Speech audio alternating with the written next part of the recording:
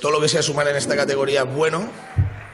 Llevamos 4 partidos oficiales, no hemos perdido ninguno. El equipo está en la buena línea, pues y más, como dices tú, de dónde venimos, pero ya no de dónde venimos del miércoles, de dónde venimos de Alcoy, que estuvimos 3 días de viaje, jugando un partido a las 8 de la noche intenso, que acabaron cansados. Miércoles encima tenemos la mala suerte de tener la prórroga. Y hoy, domingo a las 12, a 35 grados, porque eso es insoportable.